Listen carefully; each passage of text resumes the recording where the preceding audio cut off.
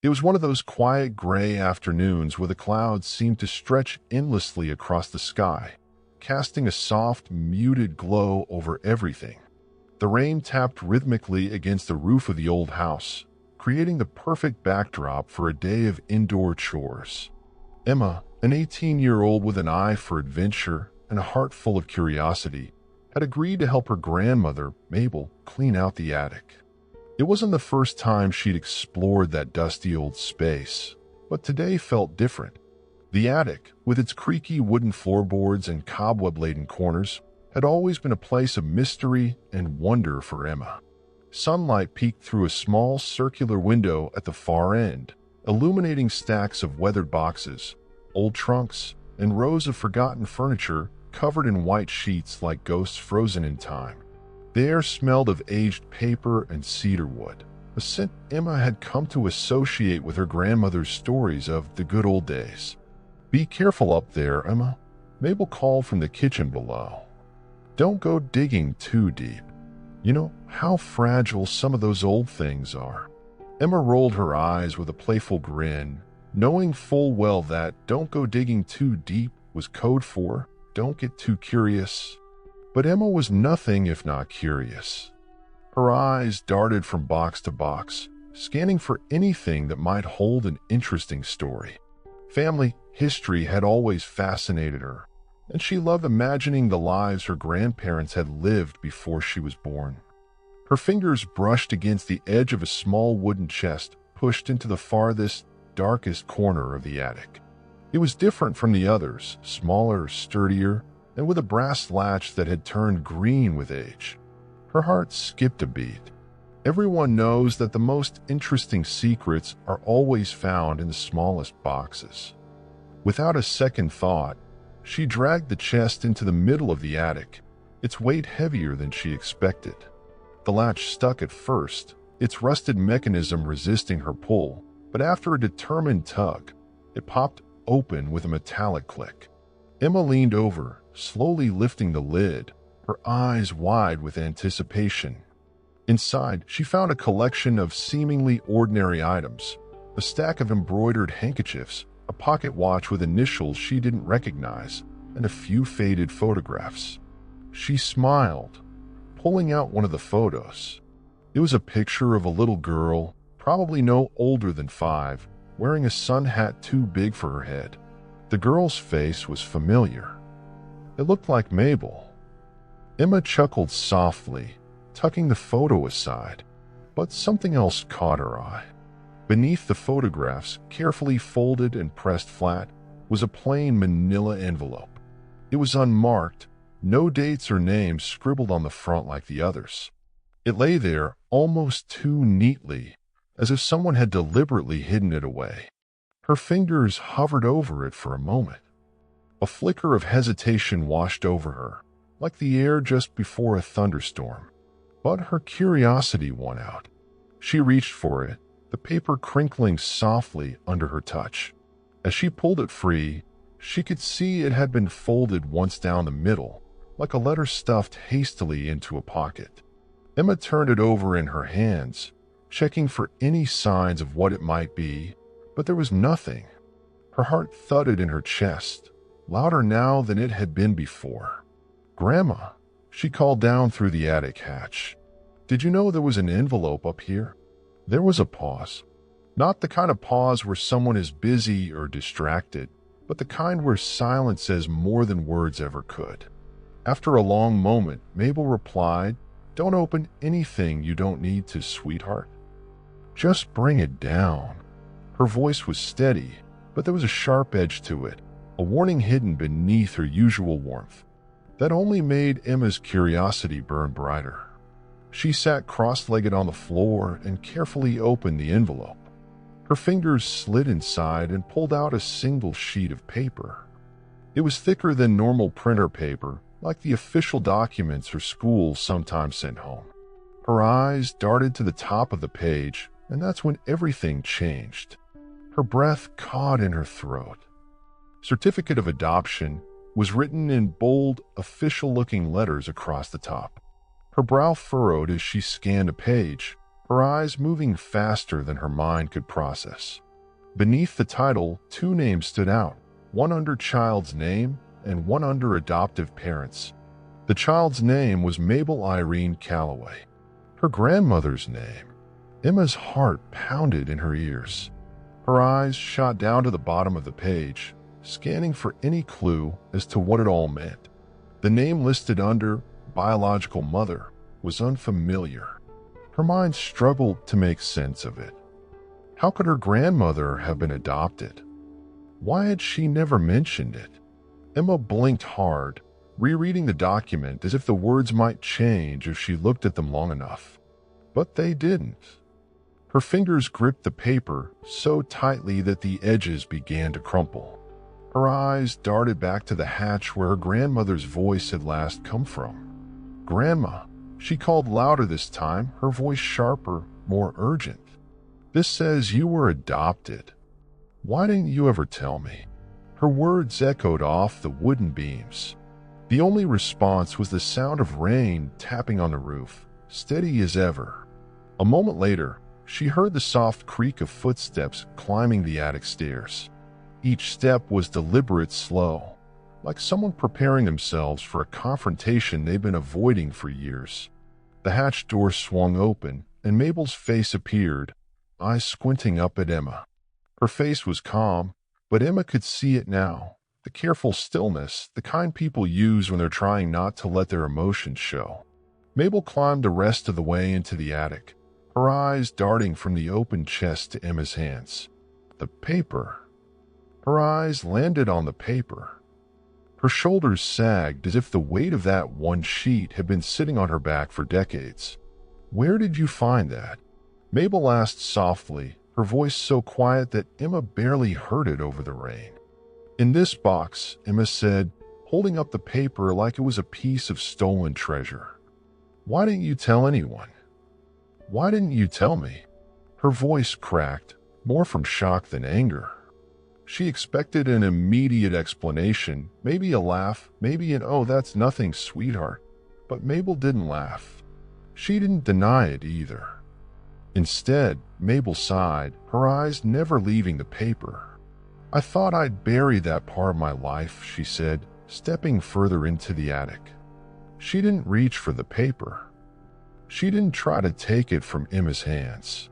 Instead, she sat down on an old trunk, her hands resting on her lap like she was in a confessional. "There are some stories, Emma, that don't have happy endings. And sometimes, when a story hurts too much, you bury it deep.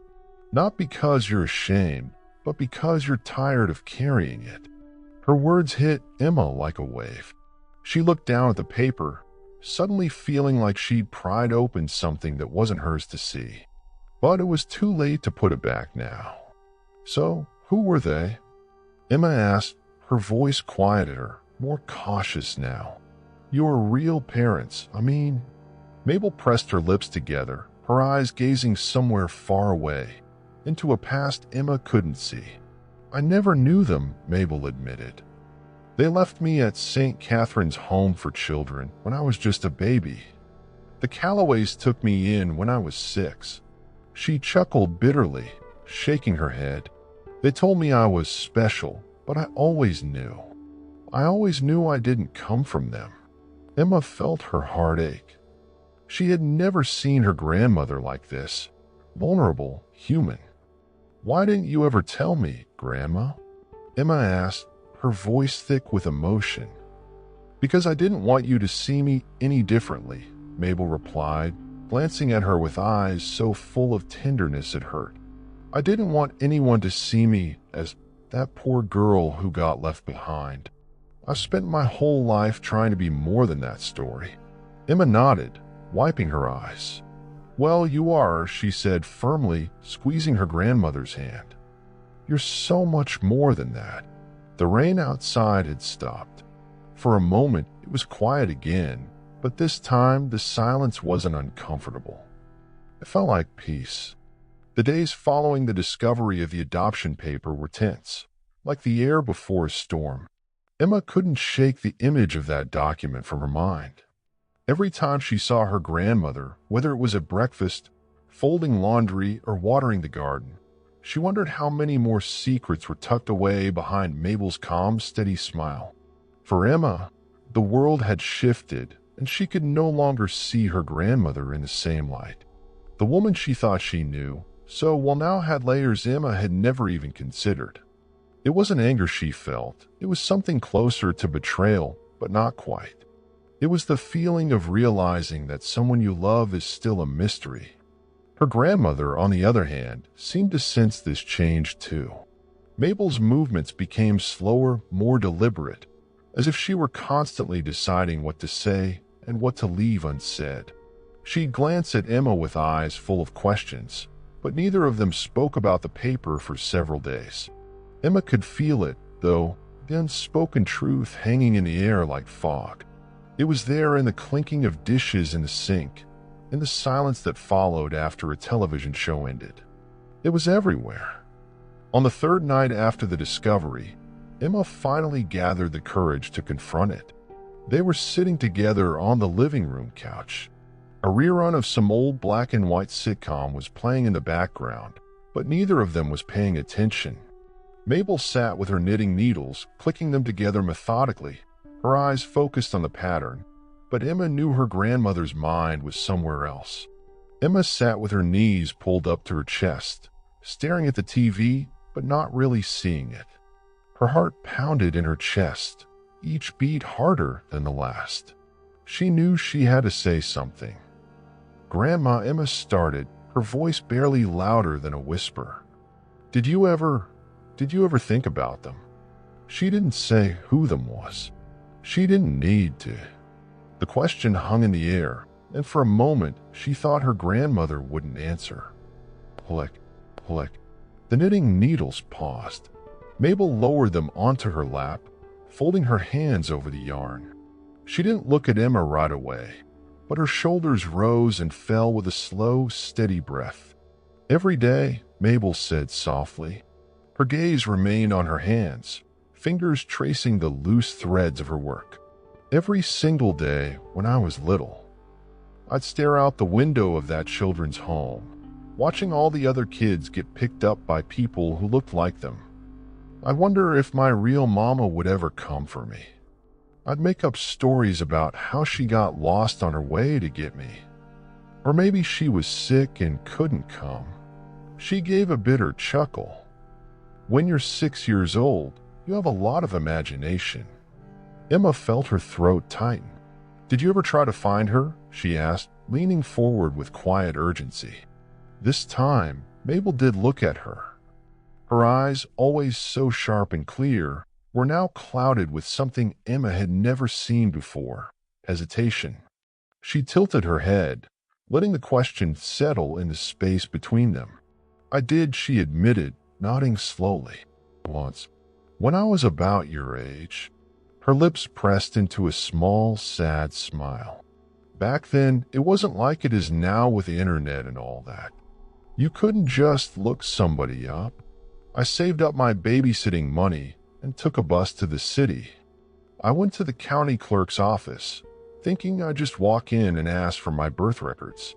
She shook her head, her smile fading into a frown. "I didn't know anything about bureaucracy back then. They told me I'd need a lawyer or a court order. I didn't have either." Emma felt her heart ache, imagining her teenage grandmother, alone in a big city, standing at counter and being told she didn't have the power to unlock her own past. "That's so unfair," she muttered. "Life's unfair," Mabel replied, her voice firmer now. "But I had to learn something that day, Emma. I had to learn how to survive without answers. Sometimes, when life tells you no, you've got to decide whether you're going to keep chasing that answer or learn to live without it." She raised her eyebrows and gave Emma a small smile. "I chose to live without it." Emma sat back, folding her arms tightly across her chest, feeling an unfamiliar sense of defiance bubbling inside her. "But you shouldn't have had to," she insisted. "You shouldn't have had to just live without it. You had a right to know." Mabel nodded slowly, as if she agreed but had made peace with it long ago. Maybe so, she said quietly. But rights don't always get you what you want, Emma. Sometimes it's just you and your will to keep going. She picked up her knitting needles again and resumed her work, the clicking sound filling the quiet between them. Click, click, click. Emma didn't say anything at first. Her eyes flicked toward the television, but the images on the screen were a blur. Her mind was too full of questions. She wanted to ask Mabel why she gave up. She wanted to ask if she'd ever thought about trying again. She wanted to ask if Mabel ever regretted it. But instead, she asked something else. Is that why you never told anyone? Emma's eyes met her grandmother's. This time, she didn't look away. Because you didn't want to look like you'd been left behind? Mabel blinked. Her knitting stopped again, her hands resting in her lap. The two women stared at each other, grandmother and granddaughter, each seeing something new in the other. Mabel nodded slowly. Yes, she admitted, her voice rough but honest. That's exactly why. She tapped her chest lightly with one hand. I wanted to be seen as strong, not abandoned. You understand that, don't you? Emma did understand. Too well. She knew what it felt like to put on a brave face, to pretend everything was fine when it wasn't. Her thoughts drifted to her own school life, the way she smiled at her friends even on days when she felt like crumbling inside. Yeah, Emma said, her voice quiet but firm. I understand. For a while, they sat in silence, each of them lost in their own thoughts. But the silence wasn't heavy anymore. It was a shared silence, one that felt more like a bridge than a barrier. Emma glanced at her grandmother's hands, steady, calm, always moving forward, stitch by stitch. You know, Emma said, her tone thoughtful, we could still find them. Mabel raised an eyebrow. Find who? Your real family, Emma replied, leaning forward with a glimmer of hope in her eyes. We could do one of those DNA tests. They match you up with relatives all over the world now. You wouldn't even have to leave the house. You just mail it in, and they send you back a list of everyone you're connected to. Her voice picked up speed as she spoke, excitement creeping in. Don't you want to know? Don't you want to know where you came from? But Mabel shook her head slowly, her face lined with quiet certainty. Emma, she said, placing her hand on her granddaughter's knee. I already know where I came from. I came from the Callaways. I came from hard work, from love that had to be earned, and from learning how to stand on my own 2 feet. Her eyes softened, her gaze steady and full of love. Sometimes, where you came from isn't as important as where you're going. Emma felt her eyes sting with tears she hadn't realized were coming. She hated how much sense it made. Hated that her grandmother had lived a life of quiet pain, carrying a story no one had ever asked her to tell. Her grandmother had lived a whole life believing she was enough, and she was. But Emma also knew there was still a part of that little girl staring out the window, waiting for a mother who never came. Maybe, Emma said softly, but sometimes it's good to know both. They didn't say anything more after that. Mabel kept knitting, Emma kept watching, and outside, the rain began to fall again. It hit the window in soft, steady taps, just like before. But this time, it didn't feel so heavy. This time, it felt like something was about to bloom. The idea of a DNA test lingered in Emma's mind long after that rainy night. It followed her like a shadow, appearing at the most unexpected moments, while she was scrolling through her phone, folding laundry, or even during her morning runs. She couldn't let it go. It wasn't just about curiosity anymore. It was about giving her grandmother something she never had, answers. And maybe, just maybe, it would heal the quiet ache she'd seen in Mabel's eyes that night. A week later, Emma decided to act. She didn't tell Mabel right away. Instead, she used the little savings she had from her part-time job at the cafe and ordered a DNA kit online. It felt like a small rebellion, but one she justified in her mind. This wasn't just about the past. It was about the future, too. When the kit finally arrived in its neat little box, Emma felt a rush of nerves she hadn't expected. It felt heavier than it should have, like it carried more than a plastic tube and instructions. It carried the weight of a story unfinished. That evening, Emma brought the box to the kitchen table where Mabel was preparing dinner. The smell of garlic and onions filled the air, and the soft clinking of pots and pans made the house feel warm and alive. Emma sat at the table, tapping her fingers on the box as she watched her grandmother move around the kitchen with the ease of someone who'd done this 1,000 times before. Finally, she cleared her throat. "Grandma," she said carefully, glancing at the box, "I did something, and I want you to hear me out before you say no." Mabel didn't turn around at first. She was chopping carrots, her knife rhythmically hitting the cutting board. Tap, tap, tap. "That's a dangerous way to start a conversation," she replied with a hint of humor, though her back remained to Emma. Emma breathed in deeply, mustering up the courage. "I got one of those DNA test kits," she said, setting the box down on the table with a little more force than she'd meant to. "It's here. It's ready. We could do it together. All we'd have to do is spit in a tube, send it off, and in a few weeks, we get a list of everyone we're connected to." Her words came out fast, like she was afraid she'd lose her chance if she stopped. "You wouldn't have to do anything else. No court orders. No lawyers. No city offices. Just this." She tapped the box again for emphasis. Mabel's movements slowed. She set down the knife and wiped her hands on a kitchen towel, taking her time, as if she'd known this conversation was coming, but still needed a moment to prepare.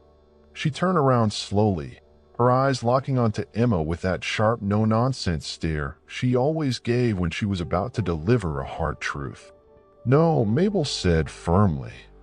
Her voice wasn't angry, but it didn't leave much room for argument either. Emma blinked, caught off guard by the bluntness.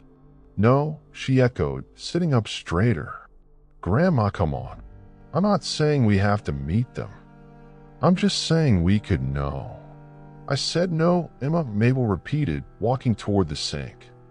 She turned on the faucet, rinsing her hands as though she could wash away the conversation as easily as she washed away soap suds. Some things are better left unknown. Emma's frustration bubbled up, hot and sharp. "How can you say that?" she asked, her voice rising. "You told me you used to sit by the window every day hoping someone would come for you. You told me you went all the way to the city to look for answers. And now that it's this easy, just going to say no." Her hand slammed down on the table, rattling the silverware. "That doesn't make any sense, Grandma." Mabel turned off the faucet and grabbed the kitchen towel, drying her hands slowly, methodically. She didn't look at Emma right away. She just stood there, her shoulders stiff, her eyes downcast. For a moment, Emma thought she'd won the argument. But then Mabel turned around, and the look on her face wasn't anger, it was pain. Deep, quiet pain that had been hiding beneath the surface for far too long. "You think it's that simple, don't you?" Mabel said softly, her voice cracking just a little.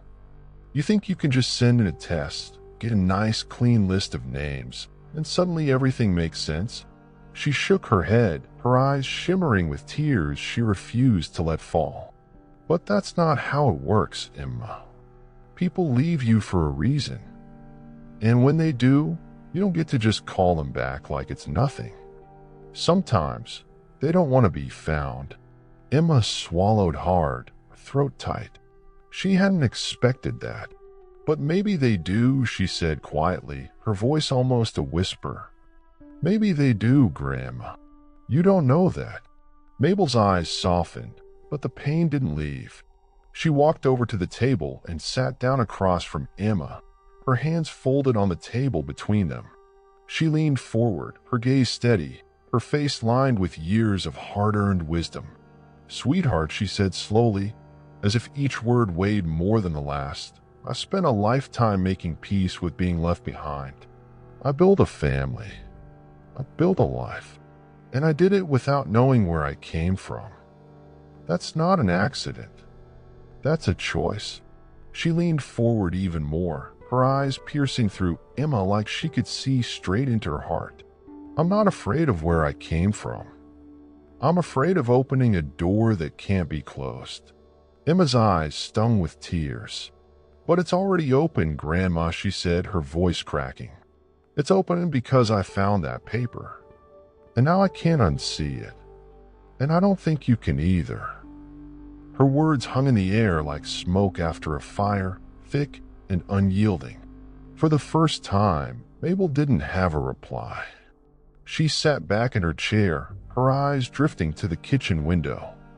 Rain was starting to fall again, little droplets racing down the glass. The world outside was gray, soft, and distant, as if the universe was reflecting their very conversation. Her fingers drummed softly on the table, her gaze far away. Emma waited, holding her breath, afraid that if she spoke again, her grandmother might retreat completely. Finally, Mabel let out a long, slow breath. Her eyes flickered back to Emma, and she gave her a look so full of love and quiet surrender that it nearly broke Emma's heart. You're stubborn, Mabel said, shaking her head, just like your mother. Her eyes crinkled at the edges as she offered a tired smile.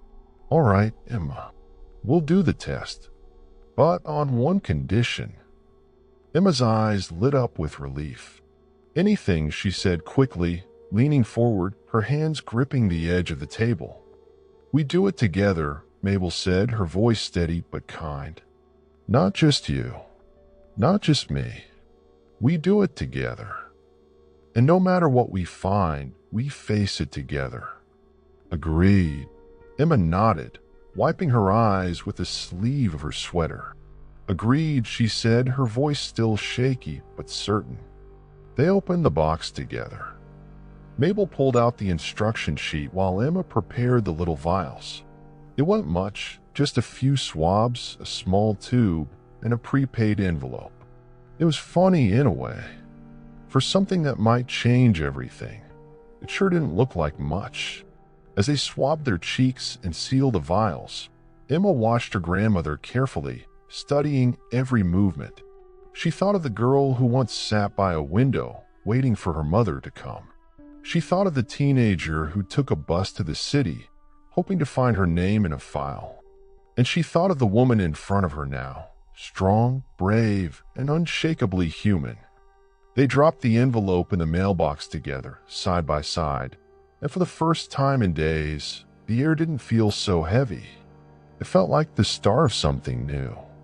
Emma glanced up at her grandmother, and for a moment she swore she saw it, a flicker of hope in Mabel's eyes, like a candle relit after a long, cold night. I hope it's worth it, Mabel muttered as they walked back inside. It will be, Emma replied, her voice firm with quiet certainty. It will be. The envelope arrived on a Thursday. It wasn't dramatic. No knock at the door. No special delivery. Just the quiet thud of mail landing on the doormat, blending in with bills, supermarket flyers, and the usual junk. But Emma knew. Somehow, she just knew. She was sitting at the kitchen table, scrolling through her phone when she heard it. Her head shot up, her heart skipping a beat. Her eyes darted to the door. It felt like time stopped for a second. Grandma, Emma called out, already moving toward the door. Her heart thudded in her chest with every step. She picked up the pile of mail, flipping through it quickly, her breath coming faster with each envelope she touched. Utility bill, credit card offer. Then there it was, a small white envelope with a logo of the DNA testing company stamped neatly in the corner. It felt heavier than it looked. Her fingers trembled as she turned it over, reading Mabel's name printed neatly on the front. Grandma, it's here, she shouted, her voice sharp with excitement and nerves. Footsteps echoed from down the hall, slow but steady. Mabel appeared in the doorway, wiping her hands on a dish towel, her face calm but her eyes alert. She saw the envelope in Emma's hand and stopped in her tracks, her gaze fixed on it like it was a snake ready to strike. Her fingers tugged at the edges of the towel, twisting it tighter. "You open it," Mabel said, her voice flat but not unkind. Her eyes didn't leave the envelope. "You're the one who wanted it so bad." Emma hesitated, glancing down at the envelope and then back at her grandmother. "You sure?" she asked, tilting her head. "I don't mind waiting until you're ready." Mabel let out a short, humorless laugh. "I'll never be ready," she admitted, walking over to the table and sitting down slowly, the chair creaking beneath her. "But waiting won't make it any easier." Emma sat across from her, her fingers carefully peeling the edge of the envelope. The sound of the paper tearing was louder than it should have been. Her heart thudded so hard she thought Mabel might hear it. She glanced up once more before pulling out the folded papers inside. Her eyes flicked across the top of the page. "DNA relative report," it read. Beneath that, a small paragraph explained how the results were sorted by closest biological matches. Emma's eyes darted to the list of names. She froze. "Emma," Mabel asked, leaning forward. "What is it? Who did it say?" Emma didn't answer right away. Her eyes were locked on the very first name on the list. She blinked, certain she'd read it wrong. But it didn't change. The name sat there, as bold and clear as sunlight on a page. Parent/child match, Rebecca and Fields. Her heart felt like it had stopped and started all at once. Her breath hitched, sharp and shallow.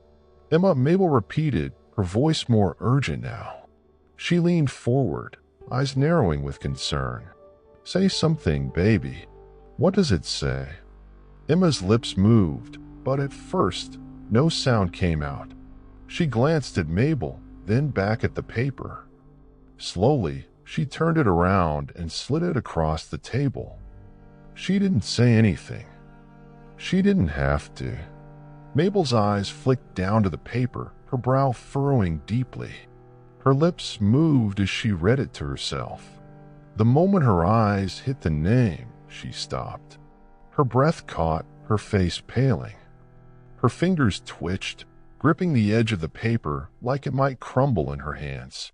Her lips parted slightly, but no words came out. For the first time in Emma's life, she saw her grandmother completely, utterly unguarded. No wisdom. No sharp comebacks. Just raw, unfiltered shock. "Rebecca," Mabel whispered, her voice as fragile as broken glass. Her eyes stayed fixed on the name as if looking away might make it vanish. Her fingers pressed hard against the paper. "Rebecca Fields." She said it again, slower this time, her gaze distant. Her breathing grew shallow, her chest rising and falling quickly. "Grandma," Emma said cautiously, her eyes wide with worry. "Do you know her?" Mabel didn't answer. She blinked rapidly, her jaw tightening. Her hand flew to her mouth, her fingers pressed tightly against her lips. Emma had seen her grandmother face bad news before. She'd seen her handle bills that were higher than expected, broken appliances, even news of a distant cousin passing away. But she'd never seen her like this. "Grandma."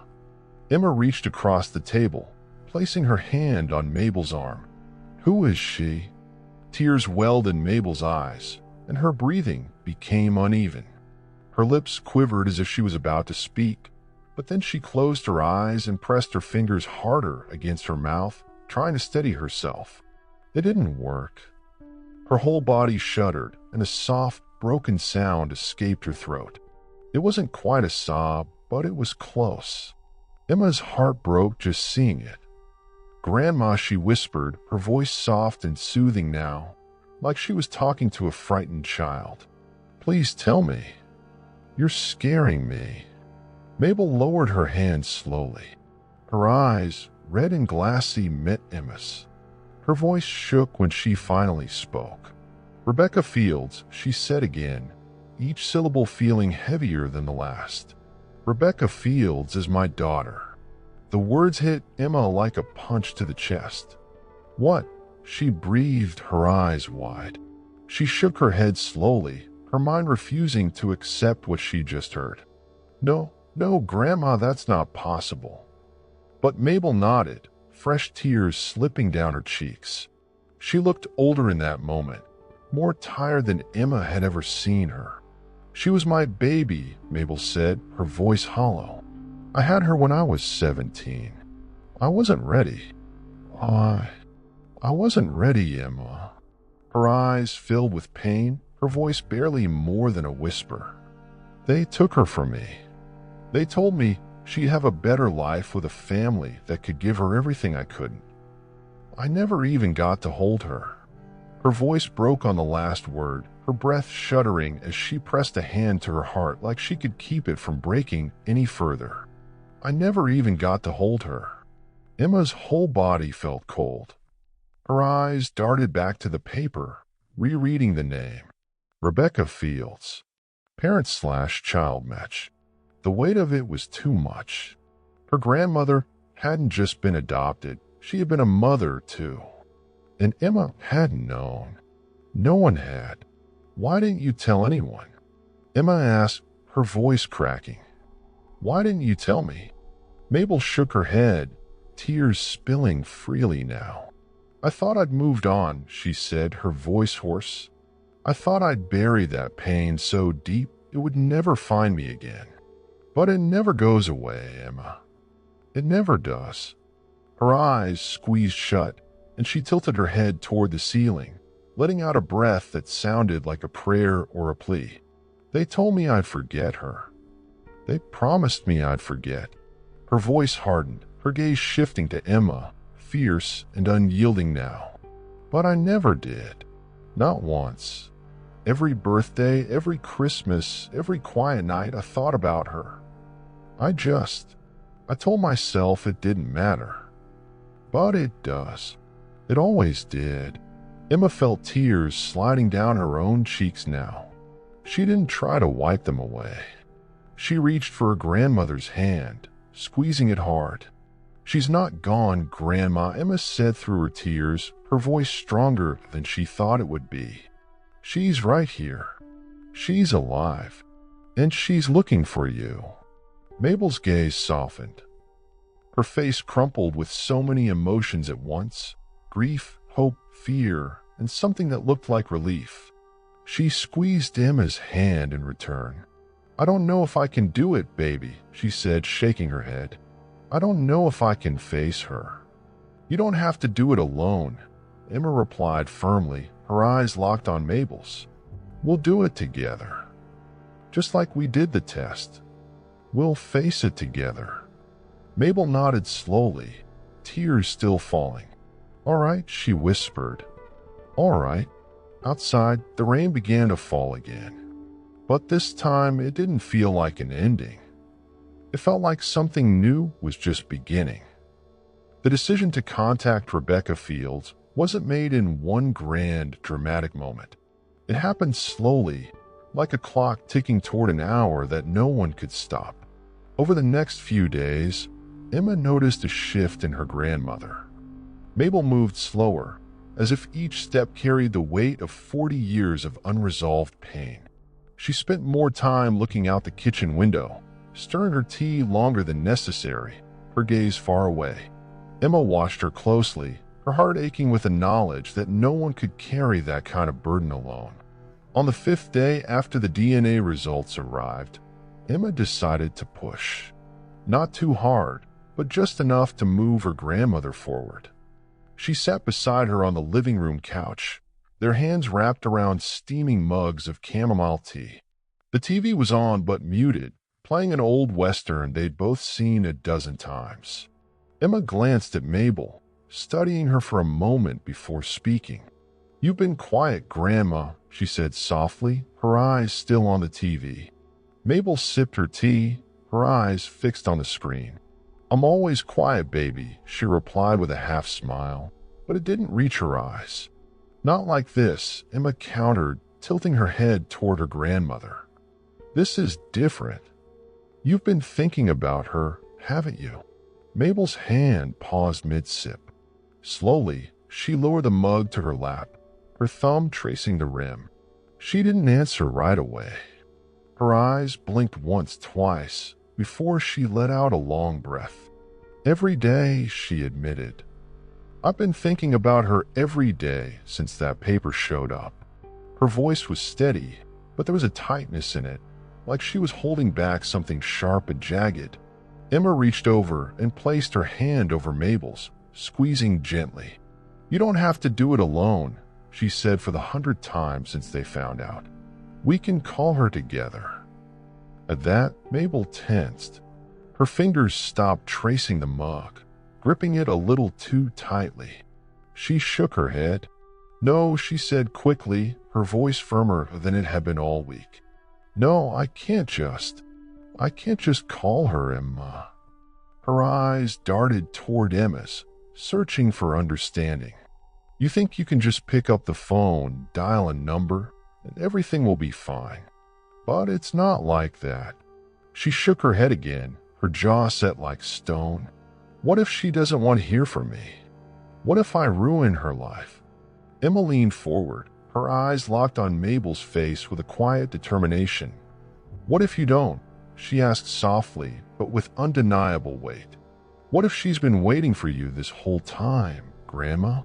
What if you're the piece of her life she's been missing? Mabel's face crumpled, and for a moment, Emma thought she might cry. But Mabel just closed her eyes, tilting her head back against the couch cushion, letting out a shaky breath. Her fingers loosened on the mug, her hands falling to her lap. I don't know if I'm strong enough for that, she admitted, her voice breaking on the last word. You are, Emma replied without hesitation.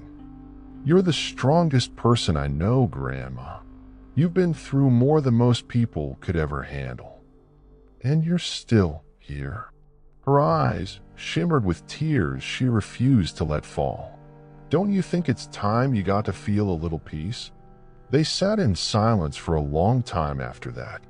The TV flickered with images of cowboys on horseback, their silhouettes riding into the sunset. The tea grew cold. The sky outside shifted from pale gray to deep blue as the sun sank behind the horizon. Emma didn't say anything else, and she didn't push. She let the quiet do the work. The next morning, Mabel came into the kitchen already dressed. Her navy blue cardigan was buttoned up neatly, and she wore the pearl earrings she only put on for church or special occasions. Emma raised an eyebrow as she sat at the kitchen table, eating cereal straight from the box. Where are you going, Grandma? Emma asked, crunching a mouthful of flakes. Mabel didn't answer right away. She walked to the kitchen counter, poured herself a cup of coffee, and stood there for a moment, staring down at the swirling liquid. Her fingers tapped lightly against the counter's edge. Finally, she turned around, her face serious but calm. Call her, Mabel said simply, her eyes steady on Emma. Emma blinked, setting the cereal box down. What? I said call her, Mabel repeated, stepping forward, her chin lifted slightly. You said we'd do it together, right? Well, I'm holding you to it. She sat down across from Emma, setting her coffee mug on the table with a quiet thunk. Her eyes met Emma's, unflinching. Call her. Before I change my mind. Emma's heart surged with adrenaline. Her hands moved on instinct, reaching for her phone in her pocket. Her fingers fumbled as she unlocked it, pulling up the DNA testing app. She tapped on the profile linked to Rebecca Fields. Her thumb hovered over the message button for a moment, glancing up at her grandmother one last time. Are you sure? Emma asked, her voice quieter now, more cautious. No, Mabel admitted with a soft, dry laugh. But do it anyway. Emma tapped the button. Her fingers moved quickly, typing a message with care. Hi, Rebecca. My name is Emma. I'm messaging on behalf of my grandmother, Mabel Calloway. We recently discovered we're connected through a DNA test, and we believe you may be someone very special to her. She'd like to connect with you if you're open to it. No pressure, just love." Emma reread the message twice, then tilted the phone toward Mabel. "How's that?" she asked, watching Mabel's face for any sign of doubt. Mabel's eyes scanned the message, her lips pressing into a thin line. She nodded once. "Send it," she said, her voice steady. Emma hit send. The moment it was done, Mabel sat back in her chair like all the air had been let out of her. She rubbed her hands down her face, letting out a long, exhausted breath. Her hands lingered at her mouth, and she stayed like that for a while. Emma sat in silence, the phone resting on the table between them. Both of them stared at it, waiting for something to happen. Minutes passed, then 20, then 30. Emma's foot tapped nervously onto the table. "Sometimes it takes people a while to see messages on these apps," she said, more to herself than to Mabel. "It could be days before she responds." "I know," Mabel replied, her voice quiet but calm. They didn't say anything more. Emma got up and washed the dishes. Mabel stayed at the table, her fingers drumming slowly on the wood. Tap, tap, tap. The waiting was its own kind of agony. An hour later, just as Emma was walking back into the kitchen, the phone buzzed on the table. Both of them froze. Emma's eyes locked onto Mabel's. Her breath caught in her throat. She didn't dare move. "Check it," Mabel said, barely above a whisper. Emma grabbed the phone, her fingers trembling as she unlocked it. Her eyes darted to the notification. New message from Rebecca Fields. Her heart skipped so hard it hurt. Her eyes flickered to Mabel, who sat as still as stone. "What does it say?" Mabel asked, her voice strained. Emma tapped the message, her eyes darting across the words. Her breath hitched as she read it. Her lips parted, but she didn't speak right away. "Emma," Mabel said, her voice sharper this time. "What does it say?" Emma swallowed hard, her eyes filling with tears. Slowly, she set the phone down on the table so Mabel could see it for herself. Her grandmother leaned forward, her breath shallow. Her eyes scanned the message. "Hi, Emma. I've been waiting for this message for a long time. My name is Rebecca, and I've known for years that I was adopted, but I never knew how to find my birth mother. I've prayed for this. Please, please tell Mabel I want to meet her. I've been waiting my whole life to meet her." Mabel's breath left her in a sharp, broken gasp. Her hands flew to her face, her shoulders shaking with silent sobs. Emma knelt beside her, wrapping her arms around her grandmother tightly, holding on like the world might fall apart if she didn't. "She was waiting too," Emma whispered, her cheek pressed to Mabel's shoulder. "She was waiting too." The day Rebecca was supposed to arrive felt surreal. It wasn't like the other days. There was no rain tapping against the window, no clouds casting gray shadows over the house. The sun beamed brightly, filling every room with warm, golden light. The air itself seemed different, lighter somehow. Emma noticed it as soon as she woke up. It felt like the house had been holding its breath for weeks, and today it could finally exhale. Mabel was already up by the time Emma walked into the kitchen. She was standing by the stove, stirring a pot of oatmeal with a kind of focus she usually reserved for church Sundays. Her hair was neatly pinned back, her pearl earrings glinting softly in the morning sun. She'd even pulled out one of her good blouses, the pale blue one with the embroidered flowers along the collar. Emma could tell she'd been up for a while. "You nervous?" Emma asked, leaning against the doorframe, arms crossed. Mabel didn't turn around. "Nope," she replied, but her voice was too sharp, too clipped. Emma raised an eyebrow, pushing off the doorframe and walking further into the kitchen. She sat at the table, watching her grandmother stir the pot like it held all the answers in the world. "You sure?" she pressed, tilting her head to the side. "Because you've been stirring that oatmeal for about 10 minutes now." Mabel froze, glancing down at the pot like it had betrayed her. She sighed and set the spoon down with a clatter. "All right," she muttered, turning to face Emma, her hands on her hips. "I'm nervous, all right? Is that what you wanted to hear?" She shook her head, letting out a shaky breath. "I haven't seen that girl since she wasn't even a girl. She was a baby, Emma. A tiny little baby." Her eyes flickered toward the window, her gaze distant again. "What if she doesn't recognize me? What if I'm just some old woman to her?" Emma got up from the table and walked over to her, wrapping her arms around her grandmother's shoulders. "She's not here to recognize you, Grandma," she said gently, her chin resting on Mabel's shoulder. "She's here to know you." Mabel didn't say anything, but she reached up and placed her hand over Emma's, squeezing it tightly. They stood like that for a moment, neither of them speaking, both of them holding on to each other like the ground might shift beneath their feet at any moment. When the doorbell rang at 1:12 p.m., neither of them moved at first. It echoed through the house, louder than it should have been, like thunder after a long, quiet night. Emma glanced at her grandmother, waiting for her to say something, do something. But Mabel stood there, her eyes wide, her body frozen like a statue.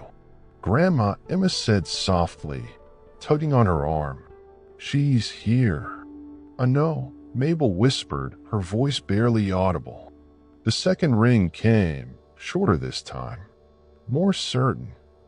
Emma took a deep breath and stepped toward the door, turning back to glance at her grandmother. "You coming?" she asked, her voice gentle but firm. Mabel nodded slowly, wiping her hands on her apron before untying it and draping it over a chair. She smoothed the front of her blouse, brushed a stray curl of hair back into place, and followed Emma to the front door. Her steps were slow but steady, each one a tiny act of courage. Emma reached for the doorknob, her fingers curling around the cool brass. She glanced at Mabel one more time. "Ready?" she asked. "No," Mabel admitted with a trembling breath. "But open it anyway." Emma turned the knob. The door swung open, and for a heartbeat, none of them moved. The sunlight poured in, framing the woman on the other side in a golden glow. Rebecca Fields stood on the front porch, her eyes blinking against the brightness. She was taller than Emma expected, with dark, curly hair pulled back into a loose bun. Her eyes were brown, deep and warm, and Emma couldn't help but notice they looked a lot like Mabel's.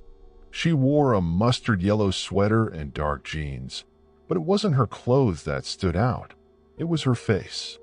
Her face was a mixture of nerves, hope, and something else Emma couldn't quite place.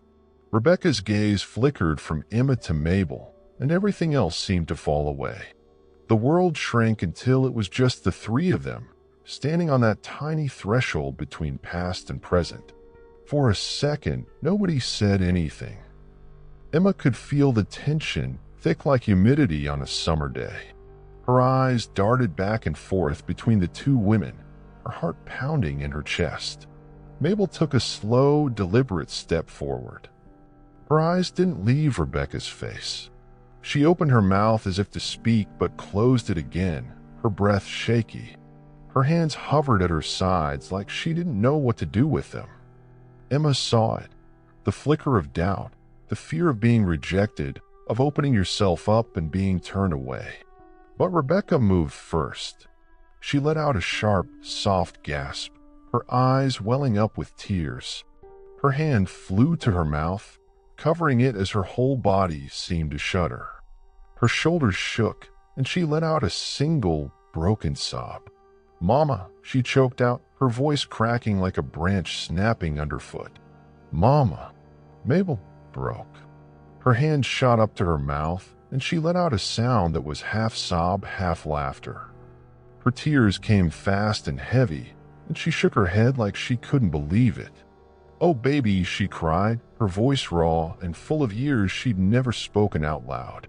"Oh, baby girl." Her arms opened wide, and Rebecca flew into them like she was 5 years old again, like she'd been running toward this moment her whole life. Their bodies collided with a soft thud, and they both let out deep, heavy sobs that filled the air like a hymn. Emma pressed her hands to her mouth, her eyes filled with tears that spilled over without warning. She leaned against the doorframe, her chest tight with the weight of it all, the love, the loss, the years that had been stolen but somehow, miraculously, returned. Her throat ached with a need to cry, and for once, she didn't hold it back. They stood there for what felt like hours. Rebecca's hands gripped the back of Mabel's blouse like she was afraid to let go. Mabel whispered something into Rebecca's hair, words Emma couldn't hear but somehow understood anyway.